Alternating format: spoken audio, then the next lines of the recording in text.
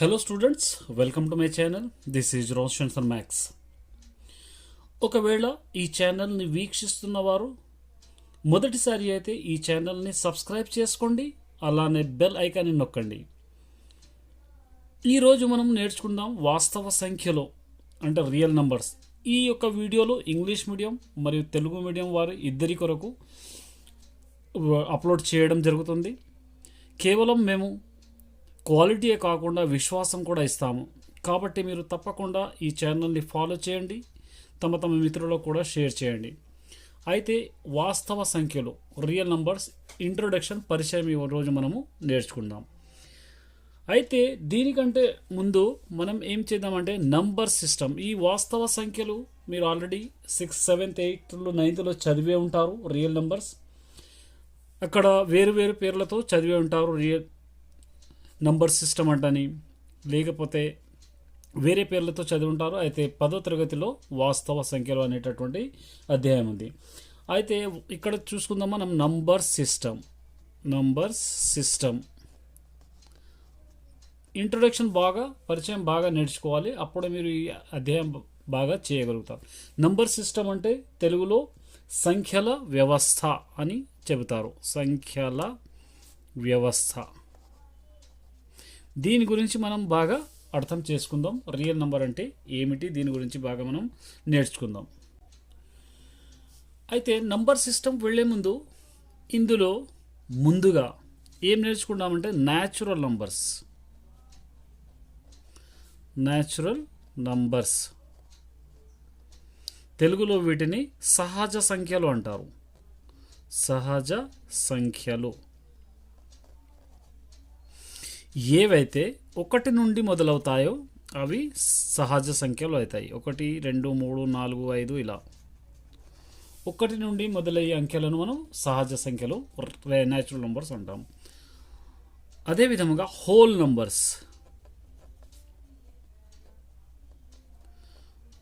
Numbers అంటే పూర్ణాంకాలు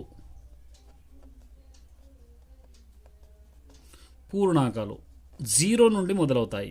1, 2, 3, 4 ఇలా 1 నుండి మొదలయ్యేవి సహజ సంఖ్యలు న్యాచురల్ నంబర్స్. 0 నుండి మొదలయ్యేవి పూర్ణాంకాలు. చూడండి, ప్రతి సహజ సంఖ్య పూర్ణ సంఖ్య అవుతుంది, కానీ ప్రతి పూర్ణ సంఖ్య సహజ సంఖ్య కాదు. అర్థమైందా? Every natural number will be whole number, but every whole number is not a natural number. చూడండి, సహజ సంఖ్య న్యాచురల్ నంబర్ 1 నుండి మొదలవుతుంది, కాబట్టి ఇక్కడ కూడా 1, 2, 3, 4 ఉంది. కాబట్టి న్యాచురల్ నంబర్స్ హోల్ నంబర్ అవుతుంది, కానీ హోల్ నంబర్ న్యాచురల్ నంబర్ కాదు, ఎందుకంటే ఇక్కడ 0 ఉంది కాబట్టి. అర్థమైందా మీకు? ఇప్పుడు మనం ఇంటీజర్స్ తీసుకుందాం. వీటిని తెలుగులో పూర్ణ సంఖ్యలు అంటారు. పూర్ణ సంఖ్యలు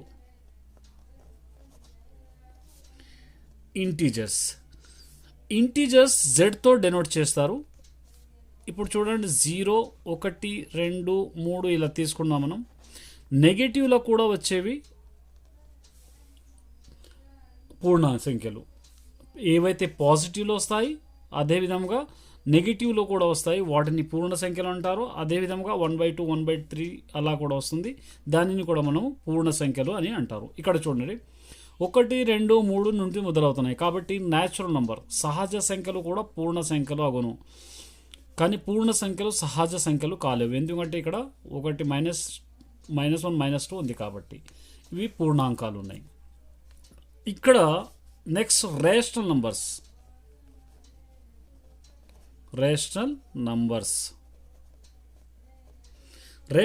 అంటే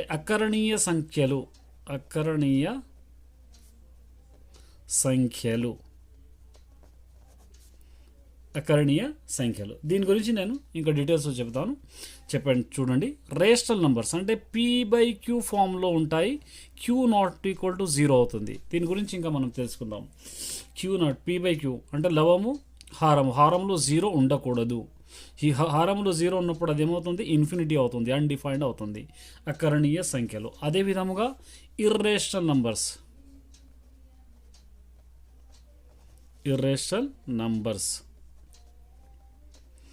దీనిని కరణీయ సంఖ్యలు అంటారు. అకరణీయ సంఖ్యలు. ఏవైతే P/Q ఫామ్లో ఉండవు, దీని గురించి ఇంకా డీటెయిల్స్ మనం తెలుసుకుందాం. P/Q ఫామ్లో ఉండవు, వాటిని ఉండనటువంటివి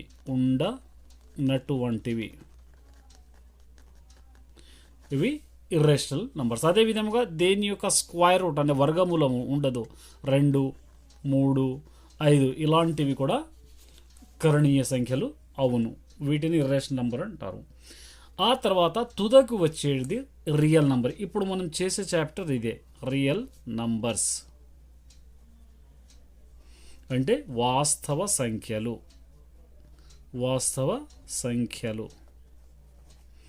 ఇవి మొత్తం కలిపి వీటి మొత్తాన్ని, ఈ మొత్తం అంకెలను మనం వాస్తవ సంఖ్యలు అంటారు. అదేవిధంగా ఇక్కడ ఇంకా 2 నంబర్స్ మనం మిస్ చేసాం, బేసి సంఖ్యలు. ఇవి చిన్న క్లాసులో మీరు నేర్చుకున్నారు, బేసి సంఖ్యలు. వీటిని మనము ఇంగ్లీష్లో ఆడ్ నంబర్స్ అంటాము.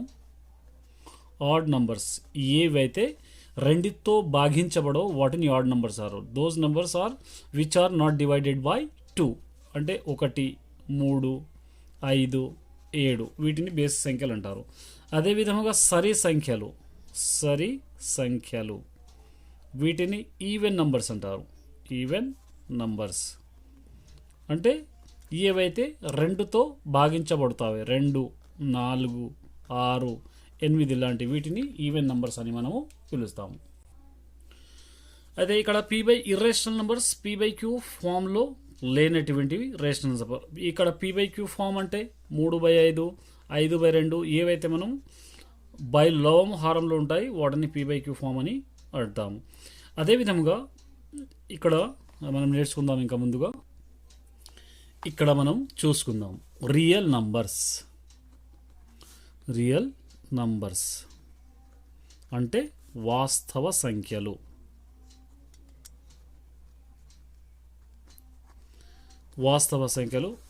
వీటిని చూసుకున్నట్లయితే చూడండి, ఇక్కడ మంచి జ్ఞాపకం ఉంటుంది.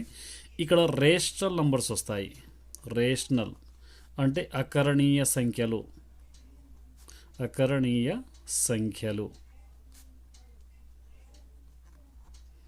ఇక్కడ వస్తాయి ఇర్రేషనల్ నంబర్స్ అంటే కరణీయ సంఖ్యలు.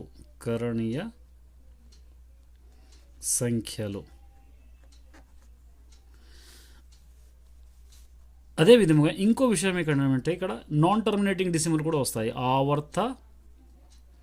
ఆవర్తనాలు కానివి, ఇవి కూడా ఇర్రేషనల్ నంబర్లో వస్తాయి, ఆవర్తనాలు కానివి.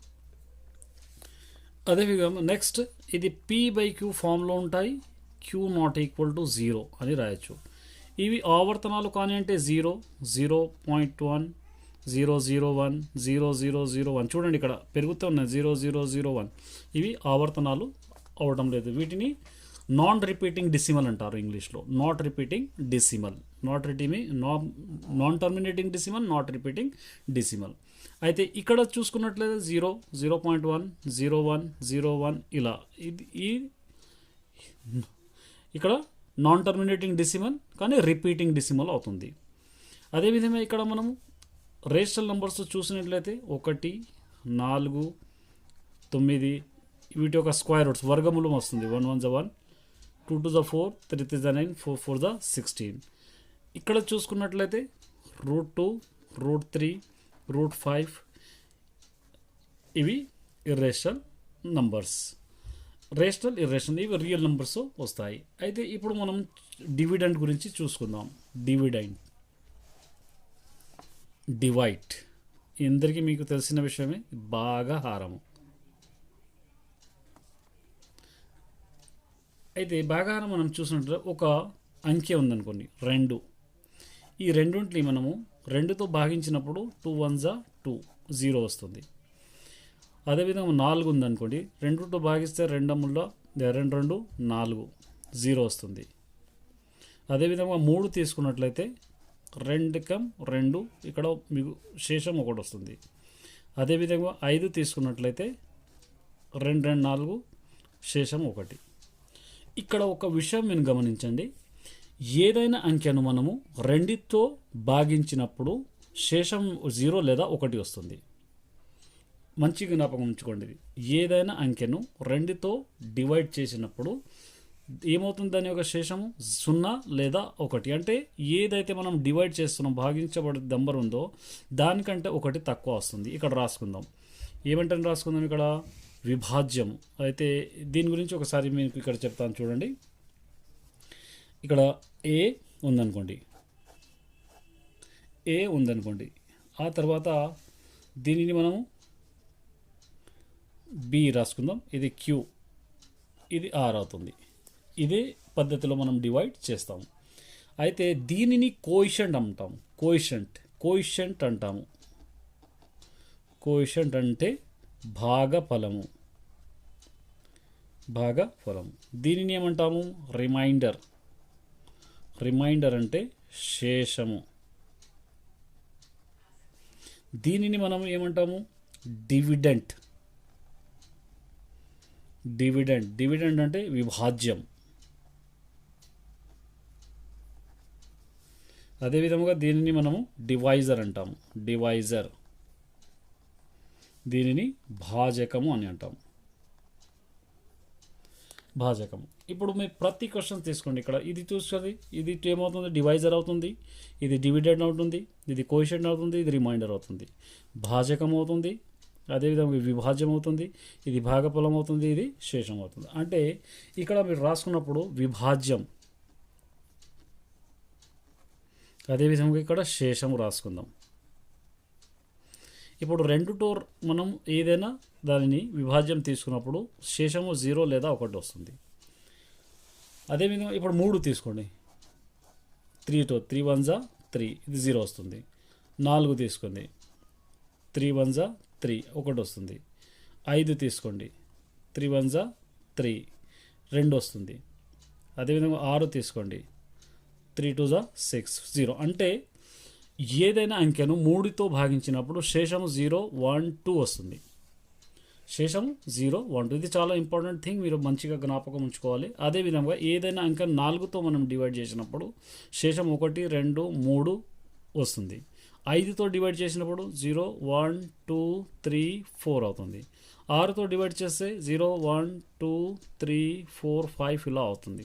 అంటే ఏదైనా ఇక్కడ మనం మీరు తీసుకున్నది విభాజ్యం ఉందో ఆ విభాజ్యం కంటే 1 తక్కువ వస్తుంది. దీనిని మనం ఏమని రాయొచ్చు, యూక్లిడ్ డివిజన్ లెమా. ఇక్కడ ఒక సూత్రం రాసుకుందాం. ఇక్కడ విభాజ్యం ఉంది కదా, ఇక్కడ విభాజ్యం ఈజ్ ఈక్వల్ టు భాజకము ఇంటూ భాగఫలము.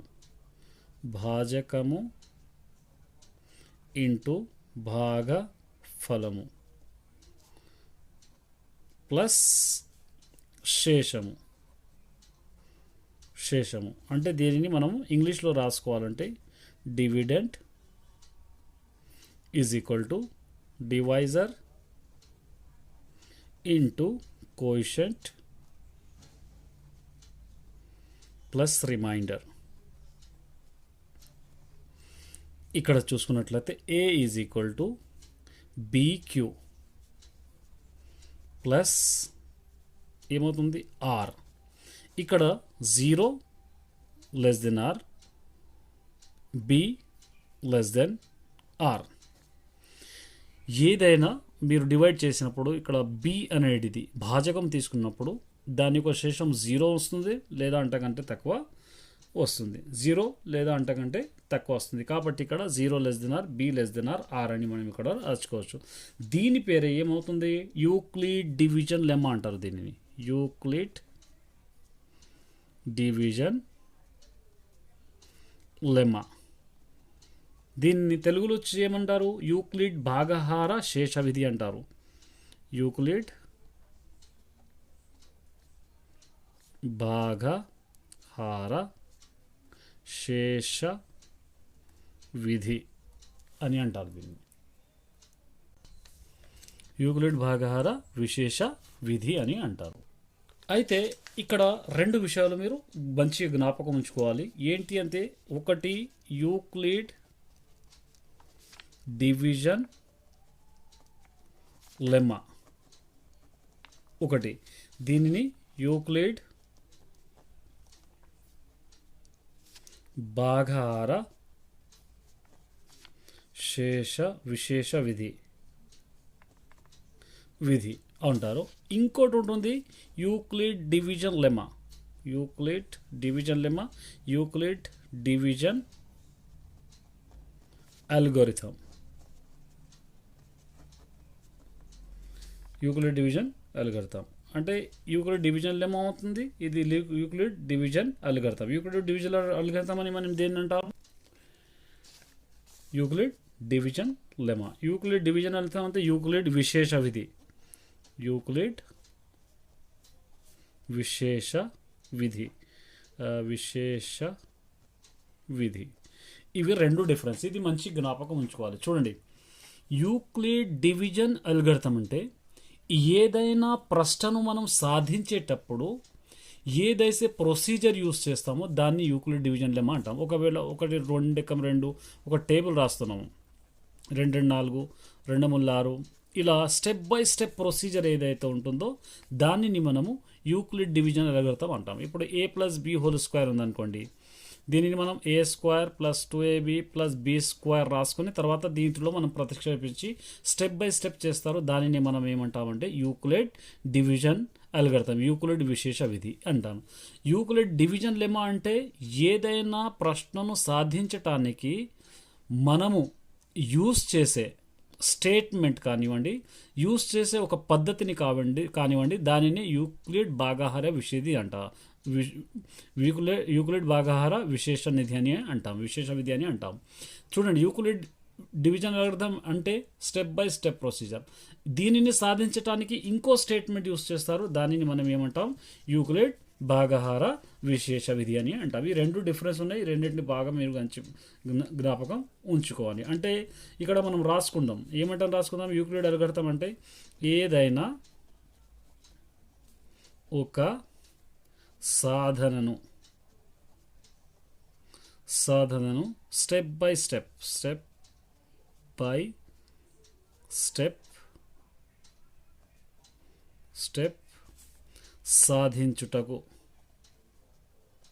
సాధించవలయును అని రాసుకోండి.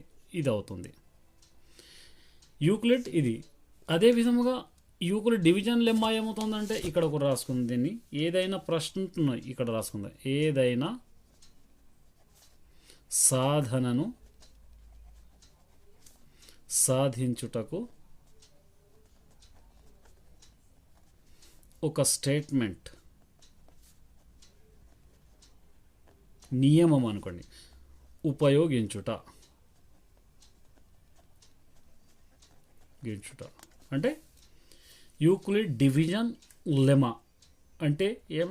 If any answer will be solving we can use another statement. ఇది అవుతుంది యూక్లిడ్ డివిజన్ లెమ్మా. ఏమవుతుంది? Any problem solving apply step by step procedure, it is called Euclid division algorithm. మీకు బాగా అర్థమైంది అనుకోండి చెప్తాను. ఇంకోసారి చెప్తాను. ఏదైనా ప్రశ్నను సాధించడానికి స్టెప్ బై స్టెప్ ప్రొసీజర్ మనం ఫాలో చేసేదాన్నే యూక్లిడ్ డివిజన్ అల్గోరిథం అంటాము. యూక్లిడ్ డివిజన్ లెమ్మా అంటే ఏదైనా ప్రశ్నను సాధించడానికి ఇంకో స్టేట్మెంట్, అంటే యూస్ చేసే స్టేట్మెంట్ని, ఒక సూత్రాన్ని కానీ ఏదైనా కానీ మనం అప్లై చేస్తే దానిని యూక్లిడ్ డివిజన్ లెమ్మా అని అంటాము మనం. ఇక నెక్స్ట్ స్టెప్ చూసుకుందాం. ఇక్కడ ప్రైమ్ నంబర్స్ చూసుకుందాం. ప్రైమ్ నంబర్స్ని మనం ప్రధాన సంఖ్యలు అంటాము.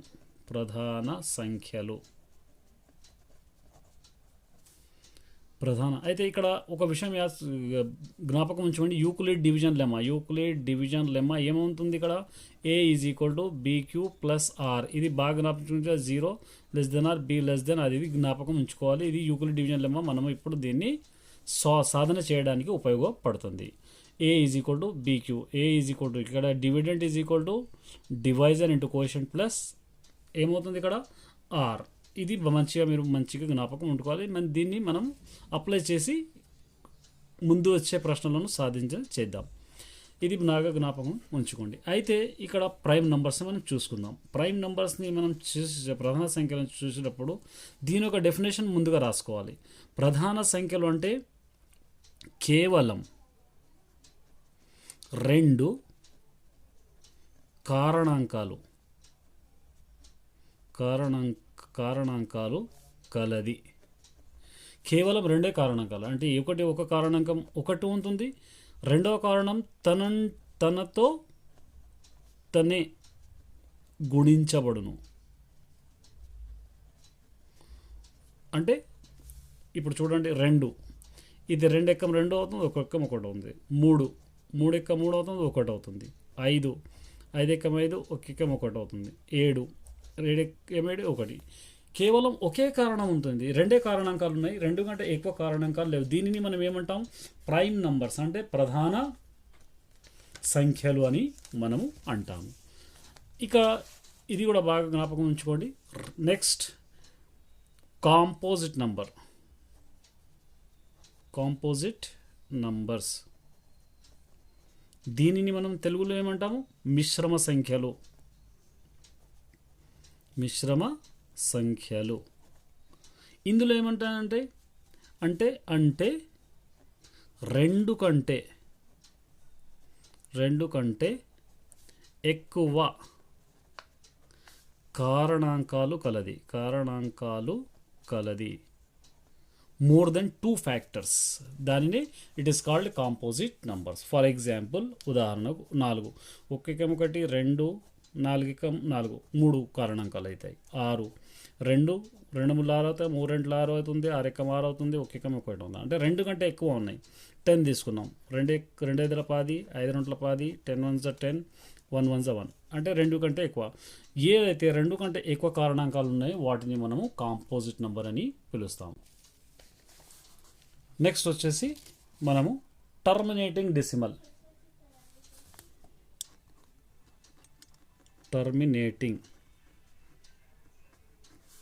డెసిమల్స్. వీటిని తెలుగులో అంతమయ్యే దశాంశము అంటాం. అంటే ఏదైనా అంకెను మనం భాగించినప్పుడు దాని యొక్క శేషము 0 వస్తుంది. ఇక్కడ రాసుకో, the number which is divided by totally it is divided, the remainder will be 0. అంటే ఏదైనా అంకెను భాగించినప్పుడు 0 శేషము వచ్చును. దీనిని మనం టర్మినేటింగ్ డెసిమల్, అంతమయ్యే దశాంశం అని అంటాము. రెండవది ఎగ్జాంపుల్, దీన్ని మనం ఒక 3తో డివైడ్ చేసాము. ఇక్కడ 0.010010001 ఇలా ఉంటుంది. ఇక్కడ రిపీట్ కావద్దు, సేమ్ నెంబర్ మళ్ళీ రావద్దు. దాన్ని మనము నాట్ రిపీటింగ్ అని అంటాము. ఇక్కడ ఒక సిద్ధాంతం, దీని గురించి ఒక సిద్ధాంతం కూడా ఉంది, మీరు బాగా జ్ఞాపకం ఉంచుకోవాలి. థ్యూరం సిద్ధాంతము. 2 power of m 5 power of n కావచ్చు. దీనిని మనం టర్మినేటింగ్ అంటాం. అంతమయ్యే దశాంశము. 2 power of m ఇక్కడ ఏదైనా పవర్ కావచ్చు. 2 power of m కానీ 5 power of m into 2 power of n కావచ్చు, కేవలం 5 power of m కావచ్చు, కేవలం 2 power of n కావచ్చు. ఇలాంటి హారములో